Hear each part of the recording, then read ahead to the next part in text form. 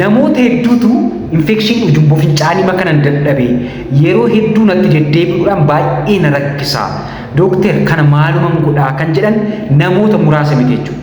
Infekshinii ujumboo fincaanii keessumattuu dubartoota irratti baay'ee koomanii waan ta'u. Baay'ee ni baay'ata. Dhiirota caalaa dubartoota keessatti baay'ee baay'ata. Dubartoota addunyaa kanarra jiraatan keessaa 5 bara jiraatan keessatti 10 keessaa 5 bara jiraatan keessatti dhukkuba kana ni godhatu jechuudha. Even akka biyya keenyaatti immoo baay'achuu danda'a. Sana ol ta'uu danda'a jechuudha. Hagas 10 keessaa 8 ta'uu danda'a jechuudha. Kana jechuun baay'ee koomanii dubartoota irratti ni baay'ata jechuudha. Kanaaf maaluman godha dookter dhukkuba kanaaf fallisaa maayinni yoo yaalame natti deddeebi'a kan jedhan namoota muraasa miti jechuudha. Kanaaf har'a maal isinitti himaa karaatti infekshinii ujumboo fincaanii hir'isnu 10 isinitti himaa jechuudha. Hamma dhumaatti na hordofaa affeerraa keenya. Viidiyoon kun namoota hedduu waan fayyaduu fi sheer gochuu fi hin dagatina.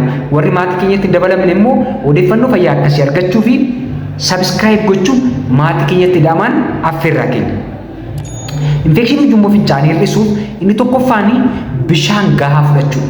Kun immoo yeroo hedduu namoota hedduudhaan ni dubbatama, hakiimota hedduudhaan ni dubbatama. Bishaan hedduu sirriitti fudhachuudha jechuudha. Kana jechuun immoo bishaan fudhannee fincaa'uudha, baakteeriyaa achirra jiru gadi baasaa, ni miicaa. Kanaaf bishaan gahaa fudhachuudha.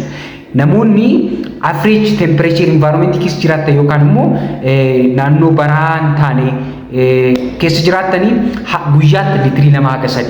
Namoonni iddoo ho'aa jiraatan immoo sanaa ol fudhachuu qabdu jechuudha.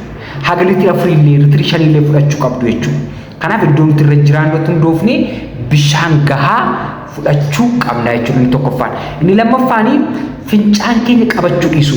Fincaan yeroo dheeraaf qabachuun infekshinii ujumboo fincaaniif nama saaxila jechuudha. Akkuma isin qabeen fincaa'uudha jechuudha. Inni gara biraanii walquunnamtii saalaa boodas fincaa'u. Inni arfaffaan immoo walquunnamtii saalaa booda dhiqachuu. Fincaa'us dhiqachuus qabna jechuudha. Inni shanaffaan immoo maalidhaa? Proper pre-genital ወይ pre-anal hygiene. Kana jechuun naannoo qaama saalaa fi naannoo bobbaa akkaataa sirriitti qulqulleeffachuu. Inni kun immoo dubartoota keessatti keessumattuu duubarraa fuulduratti otoo hin taane fuuldurarraa duubattidha kan qulqulleeffamu qabu jechuudha. Duubarraa fuulduratti yoo ta'e kontaa gochuu dingoona jechuudha. Maaliif bobbaan keenya baakteeriyaa baay'ee waan qabuu fi gara gadameessaatti dhufa akkasumas immoo gara ujumboo fincaanitti waan dhufuu fi fuuldurarraa duubatti malee duubarraa fuulduratti qulqulleeffatina. Inni gara biraanii namoonni dhukkuba biroo qabdan kan akka dhibee kaanserii, dhibee sukkaaraa, namoonni dhibee HIV qabdan wantoota dandeettii ittisuu keenya yookaan dhukkuba ittisuu keenya gadi buusa warri qabdanii isarlee seeraan kontirool gochuu qabdu jechuudha. Inni gara biraanii maalidhaa? Namoota hedduu fi taayit wantoota taayit paantii taayit ta'e kan nu qabullee godhachuu hin qabnu jechuudha. Inni gara biraan immoo kootonii wantoota qaama keenyatti baay'ee xibbiqqe jedhan fayyadamuu hin qabnullee infekshiniif nu saaxiluu danda'a jechuudha. Inni gara biraan immoo ulfaatina akka malee namoonni qabdan dubartoonni keessatti ulfaatina akka malee obesitii yookaan borcii qabdan borcii keessanillee hir'isuu qabdu jechuudha. Sochii qaamaa gochuu qabdu, bishaan gahaa sirriitti fudhachuu qabdu.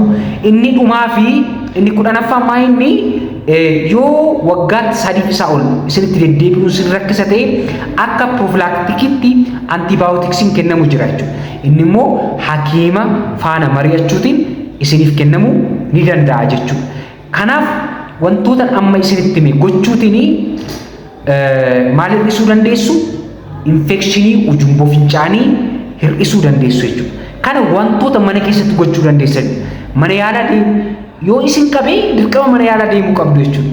Garuu wantoota kana otoo mana yaalaa hin deemin otoo dhukkubni kun isin qabiin mana keessatti bishaan gahaa fudhachuun walquunnamtii saalaa booda fincaa'uun dhiqachuun yeroo fincaan isin qabu fincaa'uun maal gochuu dandeessu?